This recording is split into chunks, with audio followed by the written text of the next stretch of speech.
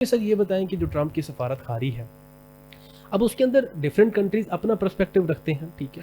اب آپ نے روس کی بات کی یا چائنا کی بات کی، اور جیسے برکس انہوں نے بنایا، تو وہ ان کی ایک کوشش ہے کہ یونی پولر ڈائمینشن کو ذرا سائڈ پہ کر کے اب ملٹی پولر ڈائمینشن کی طرف جایا جائے.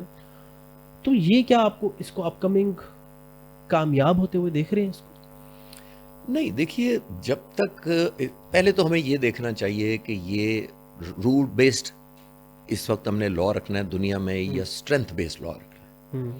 یعنی رول بیسڈ یہ ہے کہ آپ میرا گریبان نہیں پکڑ سکتے، ٹھیک ہے. لیکن اگر آپ طاقتور ہیں تو آپ گریبان پکڑ لیں گے، تو یہ رول بیسڈ نہیں ہوا، یہ اسٹرینتھ بیسڈ ہو گیا.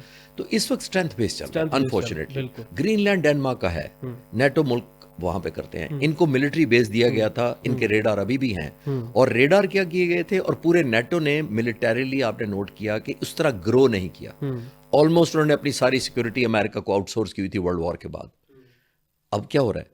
اب شاید ان کو ریگریٹ ہو رہا ہو، سارے جو یورپین ملک ہیں، جو ویسٹ ہے، جو نیٹو کے خاص طور پر ملک ہیں، کہ ہم نے امریکہ کو کیوں آؤٹ سورس کیا. جس دن امریکہ ہی ہمارے سے ناراض ہو گیا تو ہمیں کون بچائے گا؟ اب بہت سارے ملکوں کو یہ ڈلما ہے. تو آئی تھنک یہ نیو ورلڈ آرڈر لکھا جا رہا ہے، جس کے اندر پریزیڈنٹ ٹرمپ تک محدود رہتا ہے، یا ان کی بیکڈ اسٹیبلشمنٹ اور ان کی جو well thought out think tank پیچھے یہ کر رہے ہیں کہ ہم ہی یونائٹڈ نیشنز ہیں، ہم ہی کسی ملک جب ہمیں پسند آئے گا، چاہے وہ وینزویلا ہو، چاہے وہ گرین لینڈ ہو، چاہے وہ بگرام بیس افغانستان میں ہو، وہ ہماری مرضی ہوگی کہ ہم نے کب اس پر قبضہ کر لینا ہے اور کس لیڈر کو اٹھا کر ہم نے لے آنا ہے.